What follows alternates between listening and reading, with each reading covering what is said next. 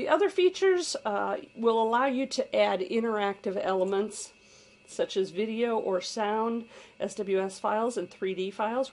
They're all very similar, so we're just going to look at a video and sound. To add a video, you just click on it. I'm going to draw a frame for the video, and it's going to allow me to browse. I'm just going to click on, this is the video from our Pages panel tutorial.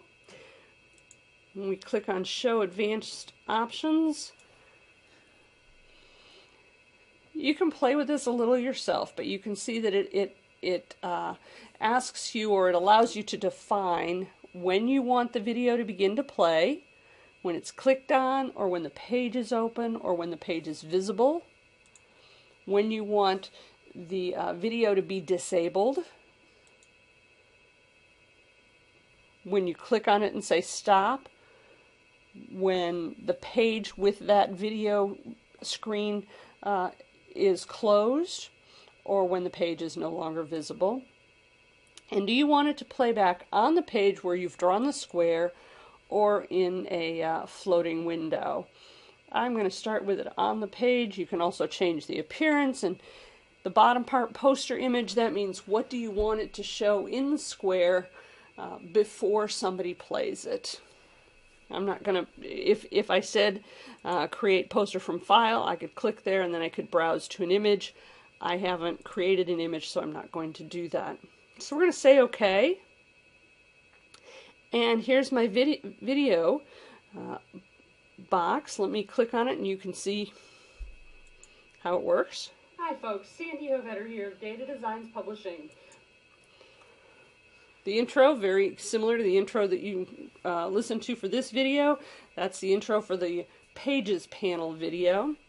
Let me right click and go to Properties and just show you the difference between here, play content on page or in a floating window. And I click on it and notice it plays it in a window. Notice it plays it in a window off to the side of your document.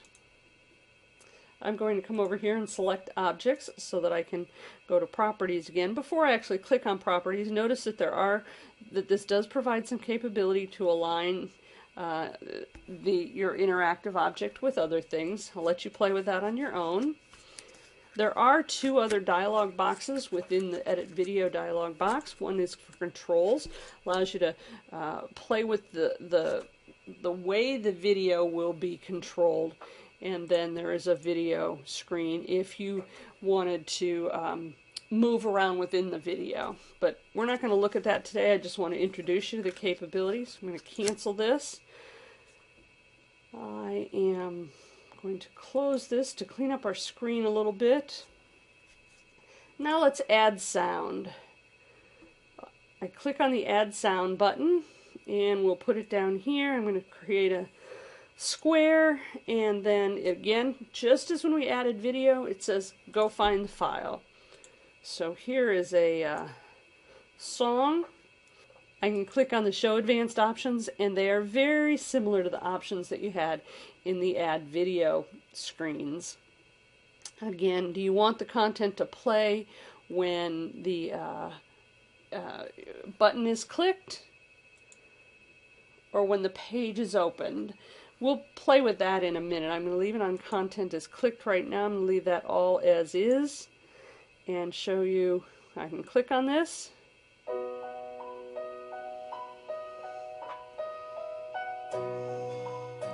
There you go. Let me turn this off because I will add it. I will add that same thing to this page. Add sound over here. Browse, pick the song. I'm going to show the advanced options because I want to enable this when the page is opened, and I want to disable it when the page is no longer visible. And I am going to keep this content playing on the page as opposed to opening the player in the border area of the screen. So that is there. Let's go to the front.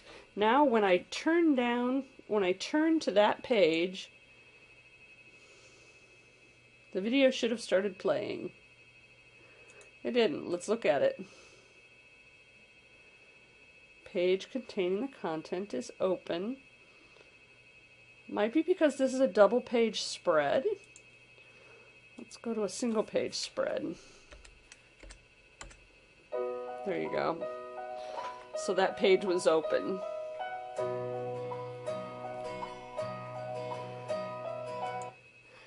If I wanted my page to be a double page spread like that, I can change my page display to 2-page view, and then I can come over here, go to select object, select this, right click, properties, and change this from when it's open to when it's visible. So now we'll go to the hand just to make things a little cleaner. And you'll see that when I go down to the page is visible, and so it automatically begins to play.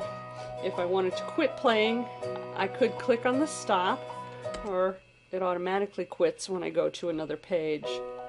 Notice here, if I click on stop, I have stopped the video, or stopped the sound. If I wanted to add an SWF file, the process is the same. Click on it, draw. I'm going to show advanced options. And I have the same kind of options that I have for adding video or audio. And I would simply browse to find the file that I wanted to add. I'm not going to do that. I can add a 3D object the same way. Click on 3D object, draw where I want the object to be placed. I would browse to the file, click additional options, and you can see the screen looks very much like the other screens we've looked at. Oops. And we'll cancel that. A couple of reminders that once you have an element on your screen, you cannot select it with the hand.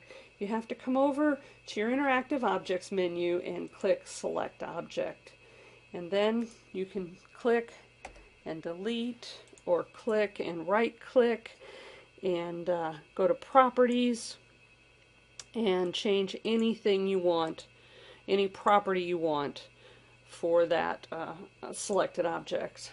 You can right-click and select Properties, or you can double-click and it brings up the Properties box. If you want to delete it, once you've selected it, simply hit the delete key. I'm going to delete these. And that is the Interactive Objects menu. Well, that is it. Again, thanks for listening. As always, if you have any questions, please feel free to give us a call, 419-660-0500, or you can email us and we will answer your questions. If you have a topic you would like us to cover in a video blog or a print blog, email me and let me know. We'll do our best to cover it. In the meantime, I wish you great success in using Adobe Acrobat. Have a great day.